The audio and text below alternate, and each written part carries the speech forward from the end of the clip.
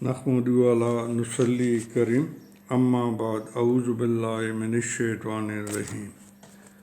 Asia Broad cost channel سے میں ہوں آپ کا میزبان انجینئر HD بابر۔ ہمارے آج کے ویلاگ کا موضوع ہے قدیم تاریخ ہزارہ کا حصہ اول۔ امید ہے کہ آپ ہمارے پروگرام کو ضرور پسند بھی کریں گے، سبسکرائب بھی کریں گے اور اس کو شیئر بھی کریں گے۔ بہت بہت شکریہ۔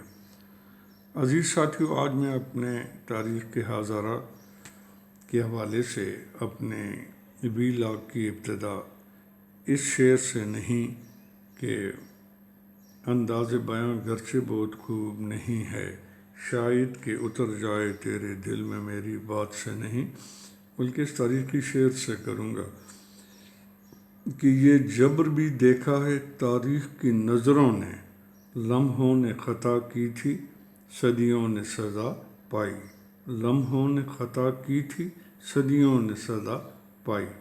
کیونکہ جو قومیں اپنی تاریخ کو بھول جاتی ہیں اور ان سے سبق نہیں سیکھتی تو پھر ان کا جغرافیہ انہیں بھول جاتا ہے اور وہ تاریخ کا حصہ بن جاتی ہیں۔ قدیم تاریخ ہزارہ کا سرسری جائزہ لینے کے بعد ہم اس نتیجے پہ پہنچتے ہیں کہ یہاں زیادہ تر ایرانیوں نے حکومت کی ہے۔ سب سے پہلی حکومت ان کی خمینی یہاں پہ قائم ہوئی 558 BC میں، یعنی 558 قبل از مسیح میں، جو 500 سال تک جاری رہی۔ اینی ہاؤ، ان کے بعد پھر ہندو راجاؤں نے ان علاقوں پر قبضہ کیا۔ درمیان میں تھوڑی دیر کے لیے اپنا فار اے شارٹ پیریڈ یونانی بھی آئے، سکندر اعظم آیا،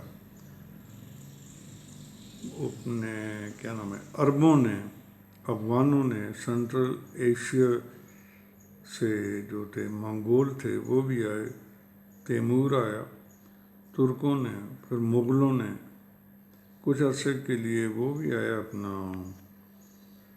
ان کا کیا نام تھا، یہ کچھ عرصے کے لیے سکھوں نے بھی اس علاقے پہ 30 سال تک حکومت کی، ہزارہ سے لے کے پشاور تک۔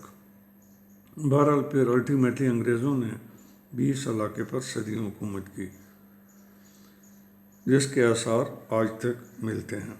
ہزارہ کی تاریخ انتہائی قدیم ہے، لیکن اس کی جغرافی اور جیولوجی اس سے بھی قدیم ترین ہے۔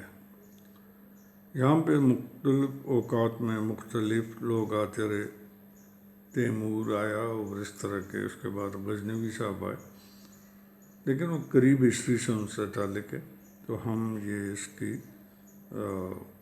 قدیم ہسٹری کی بات کرتے ہیں۔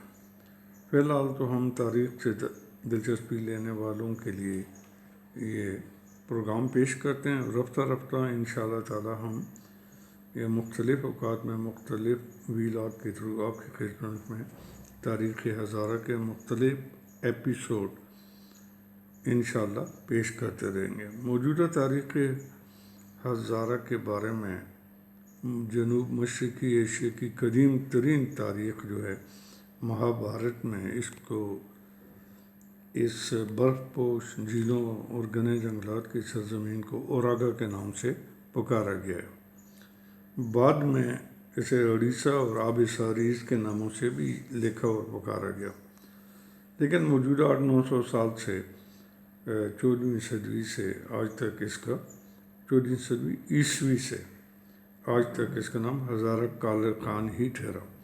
یہ علاقہ ارضیاتی اور جغرافیائی ڈائنامکس اور ڈائمنشن کی وجہ سے ہمیشہ سیلابوں، طوفانوں اور شدید زلزلوں کی زد میں رہا۔ سچ تو یہ ہے کہ صرف تاریخ کی رفتار بدل جائے گی، نئی تاریخ کے وارث بھی یہی انسان ہوں گے۔ عزیز دوستو، موجودہ ہزارہ کالک کشمیر اور یہ ٹیکسلا ایک اکائی کی صورت میں موجود تھے، اور مہابھارت کے مطابق یہاں پہ سب سے پہلے ایرانی قبیلے خمینی کی حکومت قائم ہوئی۔ یہ آیت اللہ خمینی جو ایران کے انقلابی لیڈر ہیں ان کے آباء و اجداد کا تعلق بھی اسی علاقے سے تھا۔ انہوں نے ہزارہ اور کشمیر پہ تقریباً 500 سال تک حکومت کی۔